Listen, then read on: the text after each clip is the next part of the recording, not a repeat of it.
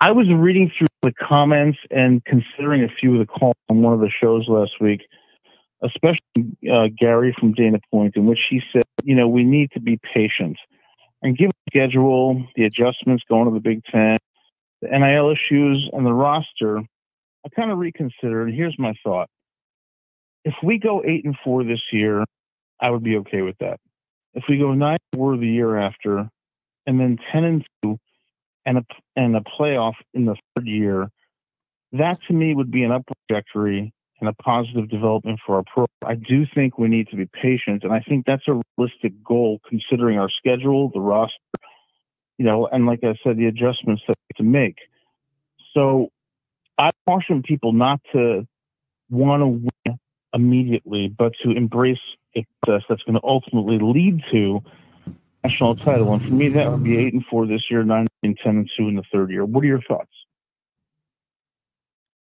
One of the more optimistic calls from you, Adam.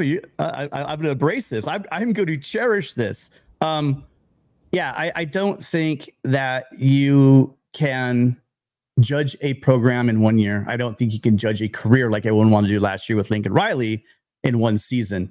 I think you need to judge this the way you would judge almost like a momentum thing, almost like is there traction? And do you see improvement? Is that improvement enough to keep you up with your competitors? Because one of the things we've talked about on the show when it comes to recruiting is everyone talks about NIL, but really the big issue with recruiting has been the product you've had on the field for a number of years. And then since you allowed that product to continue for a number of years, you have a lot of defensive players easily being swayed by negative recruiting, saying, yeah, but I mean, sure, they might be good, but we've been putting guys in the league for the past 10 years. We've been winning 10 games a year for 10 years. Why go with them? If you cannot win 10 games, which I think is more important, is can you put a product on the field that's going to encourage those kids that are on the fence, either A, to come back to SC or to choose USC this year and going forward? I'm not hung up on wins and losses this year. If you held me down and said, with a gun to my head, what's USC record's going to be? I want to say in my heart 11-1, but if you want me to be realistic, I'm really looking at 9-3. There's like 4 toss-up games I see, so I give that 2 losses. And you never know. There's always that one game. And the thing that really worries me, and I've said it since the beginning, is our depth. Our depth at key positions may evolve. Again, this is before we see how these young kids are doing.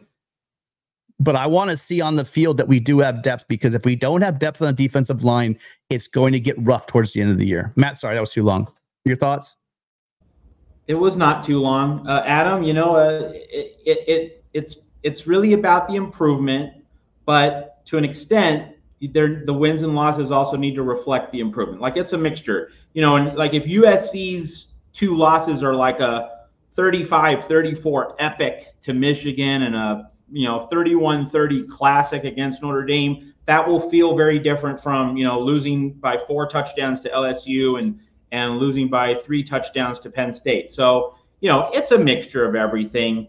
I would say 8-4 is the floor. Like, if USC is 7-5, that's a 5-alarm fire. Even if there's a sense that there's been some improvement here, some improvement there, you have to have at least 8 wins to go along with that. So it's a mixture of different things. There has to be a sense that things are going in the right direction. And here's a key point. Let's get this established now. If USC falls into that 8-3, 9-4 range, or 8-4, 9-3 range, the improvement in certain aspects of the program needs to be clear enough that Lincoln Riley can retain guys. And you know who I'm gunning for, right? Josh Henson on the offensive line, and Benny Wiley as strength coach. If USC is 8-4 or 9-3, we need to see very clear-cut improvement in strength, overall physicality, and in offensive line play. If there's a sense that, I'm not really sold, like maybe, kind of, sort of, this could be good in 2025. No, we need to know that the ship is going in the right direction. Otherwise, Lincoln Riley will need to make more staff changes heading into 2025. Right. Yeah, I mean, that's what it comes down to. Everyone likes the defensive choices that USC has made. but it doesn't mean shit until we see it on the field. So let's wait. Let's give it some time. It all makes sense. It all makes sense on paper. Yeah, of course. Well, I don't think this is, as a practical matter, I don't think this is Lincoln Riley's third year of coaching at USC. I think this is a reset. New staff, we're in a new conference, and, on the calls I've heard and the comments I've seen, I agree we need to be patient. And in my view, given the fact that we have a much harder schedule, given that we have some issues on the defensive line, in the secondary, and even at running back, given the fact that our schedule, is harder than most in the nation, need to focus on the process. Are we getting better every year? So if we're 8-4 this year, we're better despite a very difficult schedule. If we're 9-3 next year, we're improving. And I think year 3, which would be Riley's year 5, is the year where we should focus on making the playoffs. That's going to have measured expectations, but still a commitment to excellence. And I think if we do that, we can look for a bright future. Guys, thanks for taking my call as always, and great show. Great perspective. Appreciate the support as always, Adam. You always call in. Really love having you here, and fight on. Talk to you soon. Bye now. Man, I'm reading some of the guys that say we when they talk about USC. There's one in particular. I'm not even going to say his name. The guy is clearly a troll, and all he does is just crack on we are this or we are that. And it's always negative.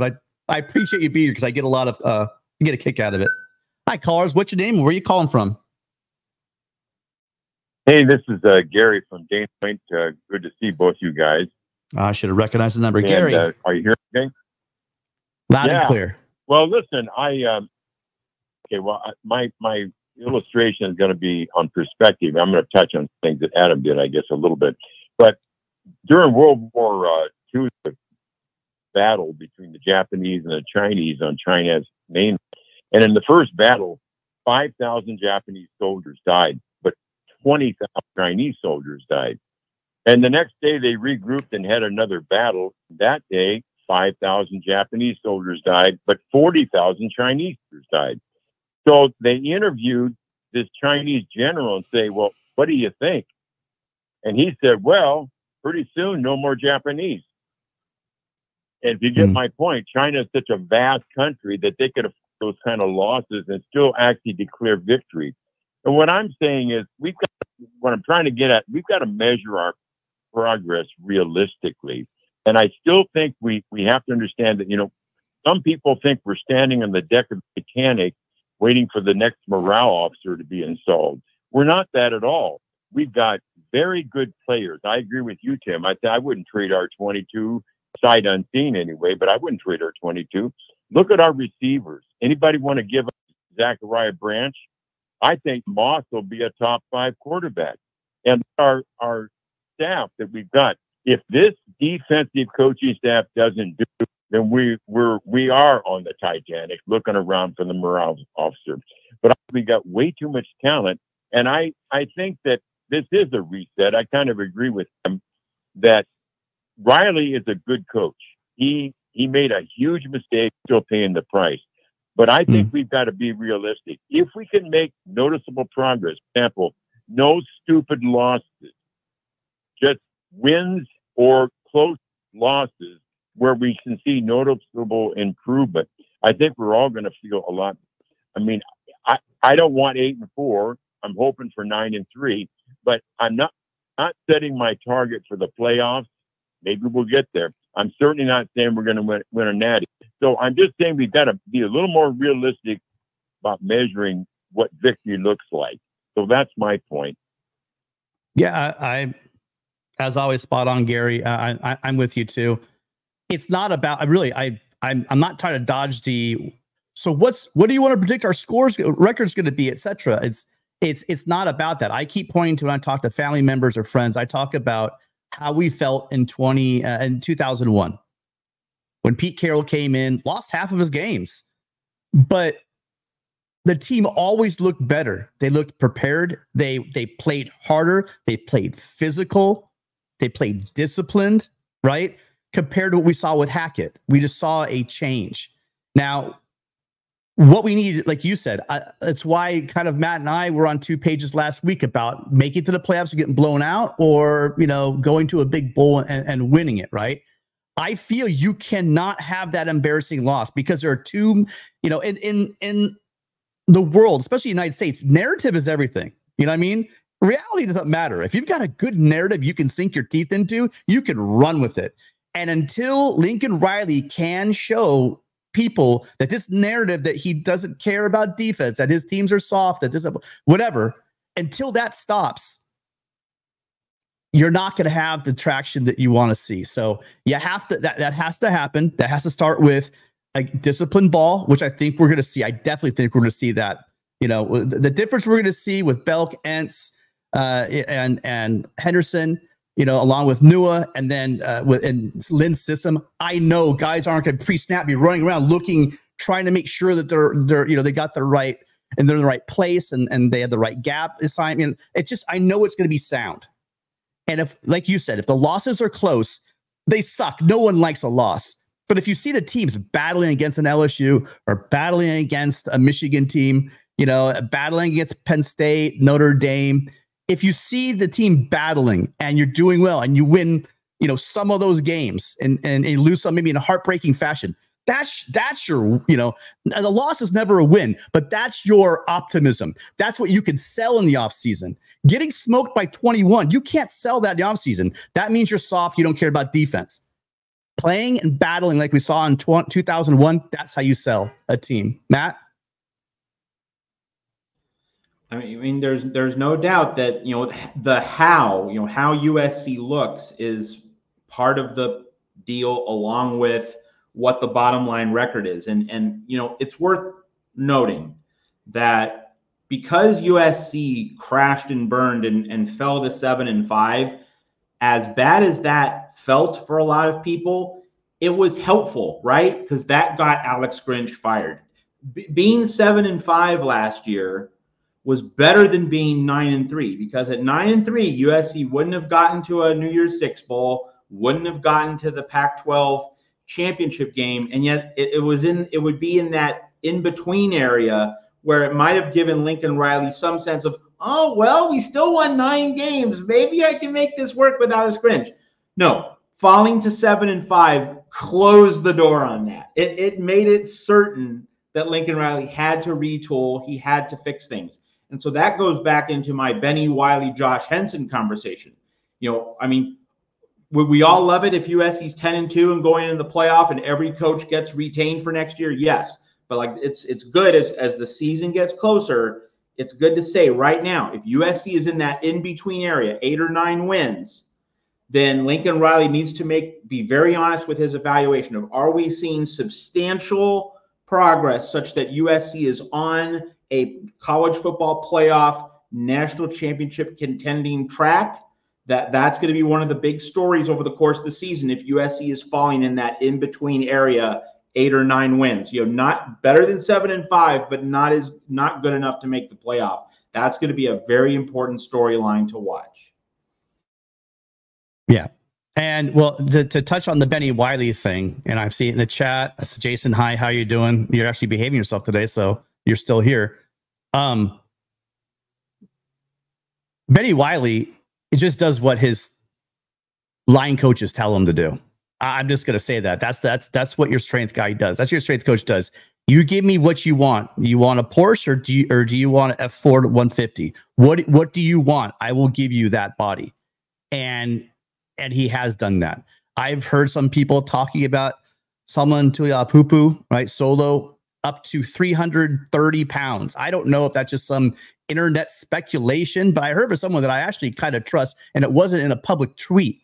So these bodies are being developed. The question is going to be is, can you play with that? You know, it's one thing to put the weight on. It's another thing then if the weight's healthy. But even if you have both those things, you got to get used to that weight and play with it, because you're not used to running around at full speed with an extra 20 pounds on your body. How does that affect your fine motor skills and how you're able to do and your technique? So there's so much that goes to all of this stuff that we will see it on the field. I mean, that's the simple part. That's why everyone tries to complicate football so much, really. But at the end of the day, you know what you're seeing. You know, when the bodies get out there and they're flying around, you know you're seeing good ball or you're not seeing good ball. So we could window dress it, we could pump it up, we could tear it down. But at the end of the day, Riley and his staff goes, hey, look, here's my team. Now talk. And the offseason's fun, but we'll all know once that game kicks off at LSU, Gary. Well, I'll say one last thing. These kids at USC, the players, they read, they listen, they're attentive to social media. Don't you think that these Trojan boys are really going to have a little extra fire in them? I think that, and at some point, maybe in January, we'll have a call-in show, and I'll say to you, remember when I told you that these kids are going to use the SC model and make it work? They're going to fight on. I think we're going to see a spirit on the field that we haven't seen for a while. These kids know what's going on. They know what's being said. They may not listen to Paul Feinbaum, but they've been hearing this for a long time. So I think we're going to be pleasantly surprised with what we see. We may not be 10-2, but I think that if we're respectable and no stupid losses, our ship is sailing along and the course is set and we're headed in the right direction. Anyway, I know I'm talking too long. Thank you, guys, as usual, for a great show. Not at all, Gary. We missed you last week. I noticed you're not here. Appreciate you being here.